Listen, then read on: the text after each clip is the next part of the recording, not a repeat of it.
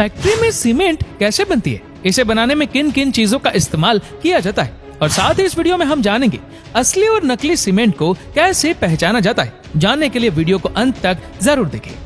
दोस्तों, सीमेंट का इस्तेमाल कंस्ट्रक्शन लाइन में किया जाता है।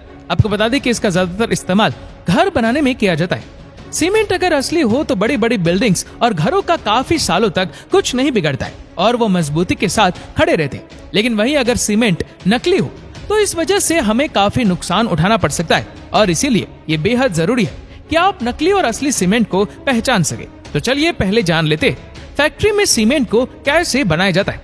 दोस्तों, सीमेंट बनाने में मुख्यतः 4 चीजों का इस्तेमाल किया जाता है, जिसमें पहला है लाइमस्टोन यानी कि चूना पत्थर। ये जो चूना पत्थर होता है इसमें कैल्शियम कार्बोनेट की मात्रा काफी ज्यादा होती है। दूसरा है लेटराइट। ये लेटराइट दिखने में लाल मिट्टी होती है और इस मिट्टी की एक खास बात यह है कि इसे पकाया जा सकता है। इसके बाद अगला है शेलस्टोन। ये शेलस्टोन एक काला पत्थर होता है, ये आसानी से कहीं पर भी मिल जाता है। और इसमें आखिरी है लाल मिट्टी।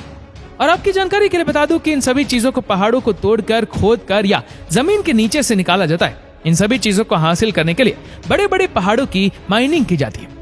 पहाड़ों से इन सभी चीजों को हासिल करने के लिए बम का इस्तेमाल कर ब्लास्ट किया जाता है और इस बम ब्लास्ट से एक ही झटके में काफी बड़ा पहाड़ टूट जाता है, जिससे पहाड़ों के टुकड़े टुकड़े हो जाते हैं।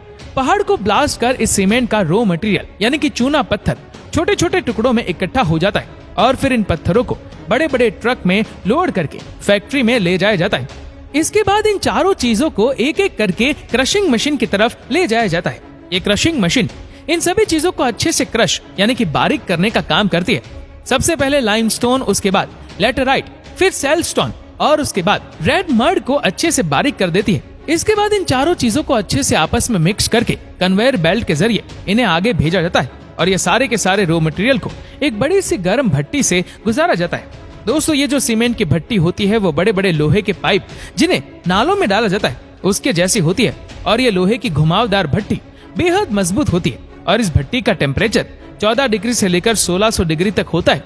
और जब इस भट्टी में ये रॉ मटेरियल अच्छे से पक जाता है तो वो बिल्कुल गर्म लोहे के जैसा लगता है और इस प्रोसेस को इस वजह से किया जाता है ताकि इसके रासायनिक बंधन टूट जाए और फिर से इसके अंदर एक नया कंपाउंड पैदा हो जाए और जिससे इसके अंदर एक ईंट से दूसरी ईंट चिपकाने की ताकत पैदा हो जाती है। भट्टी से निकलने के बाद ये सीमेंट काफी बारीक बारीक टुकड़ों के रूप में निकलता है और इन सभी टुकड़ों को क्लिंगर कहा जाता है। और अब इन सभी बारीक टुकड़ों को एक बड़े से ग्राइंडर के जरिए पीसा जाता है और साथ ही जिप्सम पाउडर को इसमें अच्छे से मिक्स किया जाता है। और इस जिप्सम पाउडर का काम होता है सीमेंट का मिक्सचर बनाते समय उसे जल्दी गाढ़ा होने से रोकना।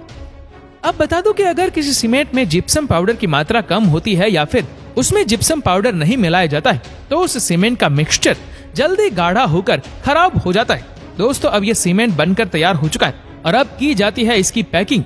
इसके लिए सीमेंट के पैकेट को सबसे पहले मशीन में फिट किया जाता है और ये जो मशीन होती है वो ऑटोमेटिकली सीमेंट के पैकेट में सीमेंट भर देती है। चलिए अब जान लेते हैं कि असली और नकली सीमेंट को कैसे पहचानें। दोस्तों, जब भी आप सीमेंट को किसी भी मौसम में अपने हाथ से पकड़ेंगे तो वो ठंडा होना चाहिए। अगर सीमेंट में आपको थोड़ी सी भी गर्माहट महसूस होती है तो समझ लीजिए कि वह सीमेंट नकली है।